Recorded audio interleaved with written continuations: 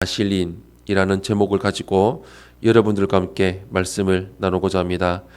말씀에 순종하는 삶을 삽시다. 사사기 강의 31번째 시간입니다.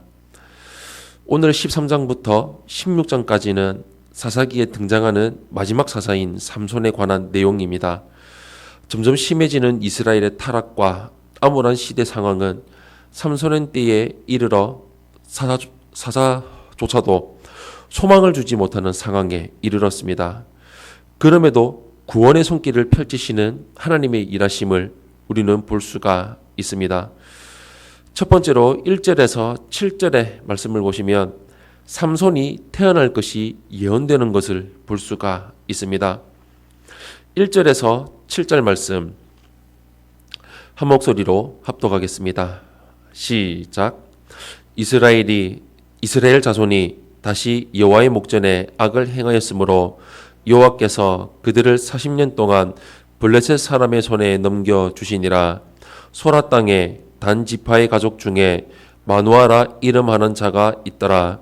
그의 아내가 임신하지 못하므로 출산하지 못하더니 여호와의 사자가 그 여인에게 나타나서 그에게 이르시되 보라, 내가 본래 임신하지 못하므로 출산하지 못하였으나 이제 임신하여 아들을 낳으리니 그러므로 너는 삼가 포도주와 독주를 마시지 말며 어떤 부정한 것도 먹지 말지니라.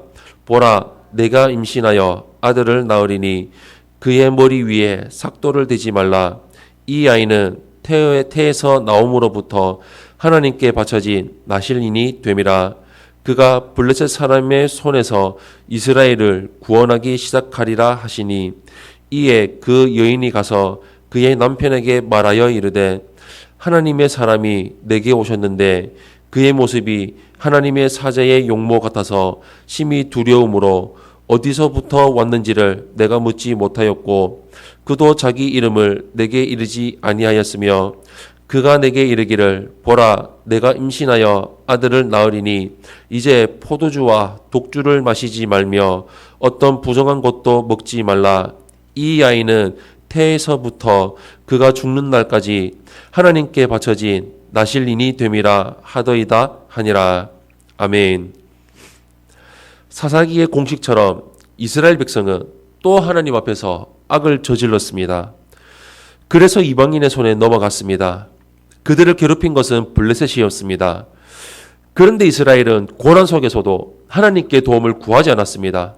어쩌면 그들은 이방의 통치를 당연하게 받아들이고 하나님의 구원을 기대조차 하지 않았을지도 모릅니다. 우리는 세상과 맞서 싸우는 영적 정쟁 가운데 살아가고 있다는 사실을 잊어서는 안 됩니다. 세상에 끌려다니면서 하나님의 도우심을 구하는 기도조차 잊어버리지는 않았는지 생각해 보시기를 바랍니다. 이스라엘 백성이 간구하지 않았음에도 하나님은 그들을 위해 구원 계획을 세우셨습니다. 단지파 사람 마노아의 아내는 아이를 가지지 못했습니다. 소망이 없는 이스라엘처럼 불임 상태에 있는 그녀에게 하나님이 은혜를 베풀기 위해서 찾아오셨습니다. 그리고 아들을 약속해 주셨습니다. 그녀는 하나님의 명령에 따라서 포도주와 독주를 마시지 말고 어떤 부정한 것도 먹지 말아야 했습니다. 태어날 아들을 하나님이 나실인으로 세우셨기에 그의 머리카락을 자르지도 말아야 했습니다. 민수에게 나오는 나실린에 대한 규정은 일시적인 경우에 해당하는 것이었습니다. 어떤 사람이 나실린으로 지내는 기간에는 머리를 깎을 수가 없었습니다.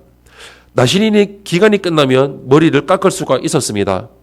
하지만 이스라엘의 구원자로 태어날 아이는 평생 나실린으로 구별되어 살아야 했습니다. 그래서 그는 평생 머리를 깎을 수가 없었습니다. 하나님은 그 나실인을 통해서 구원 역사를 시작하겠다고 말씀하셨습니다. 하나님은 구원 역사를 위해서 구별된 사람을 세우셨습니다. 오늘도 세상과 구별된 사람을 필요로 하십니다. 거룩한 삶은 하나님의 명령입니다. 나실인의 능력이 거룩함에 있었듯이 성도의 능력도 거룩함에 있습니다. 두 번째로 8절에서 14절의 말씀을 보시면 여호와의 사자를 만난 마노아를 볼 수가 있습니다.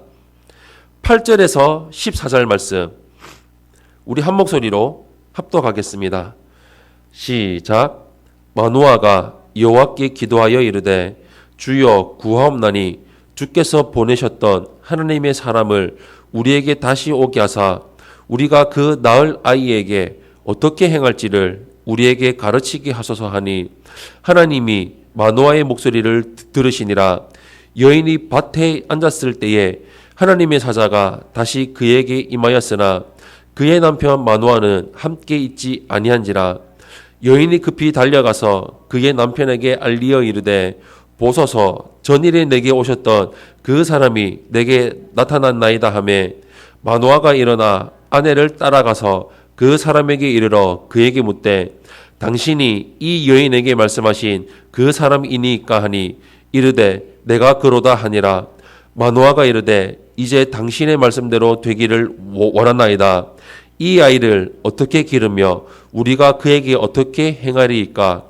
여호와의 사자가 마노아에게 이르되 내가 여인에게 말한 것들을 그가 다 삼가서 포도나무의 소산을 먹지 말며 포도주와 독주를 마시지 말며 어떤 부정한 것도 먹지 말고 내가 그에게 명령한 것은 다 지킬 것이니라 하니라. 아멘. 수태고지를 아내에게서 전해들은 마노아는 하나님께 기도했습니다. 아내를 통해서 소식을 들은 것으로 만족할 수 없었던 모양입니다. 그는 아이에 대한 말씀을 직접 듣고 싶었습니다.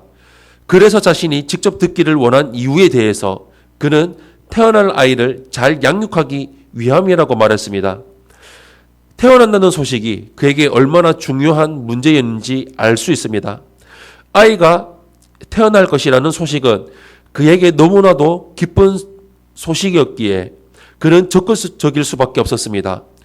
구원자이신 예수 그리스도의 소식에 우리도 모든 관심을 기울이며 살아야 합니다.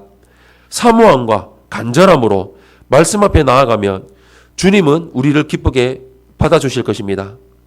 하나님이 마노아의 기도를 들으시고 다시 한번 당신의 사자를 보내주셨던 것처럼 말입니다. 마노아의 아내는 남편 마노아를 불러서 하나님의 사자를 만났습니다. 마노아는 태어날 아이를 어떻게 양육해야 하는지를 물었습니다. 하나님의 사자는 다시 한번 구별된 삶, 즉 거룩한 삶을 살라고 명령했습니다. 사랑하는 성도 여러분, 하나님은 구원을 간구하는 기도조차 잃어버린 이스라엘 백성을 위해서 일하셨습니다. 한 사람을 특별히 구별해서 당신의 일꾼으로 삼으셨습니다. 아이를 간절히 기다리는 가정에 아이를 태어나게 하심으로 적어도 그 아이만은 나실인으로 거룩하게 살기를 바라셨습니다. 이런 과정 속에서 당신의 백성을 향한 하나님의 열심과 사랑을 볼 수가 있습니다.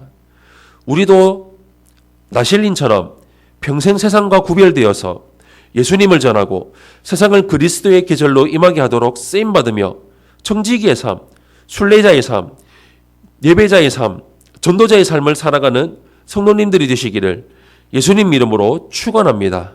아멘.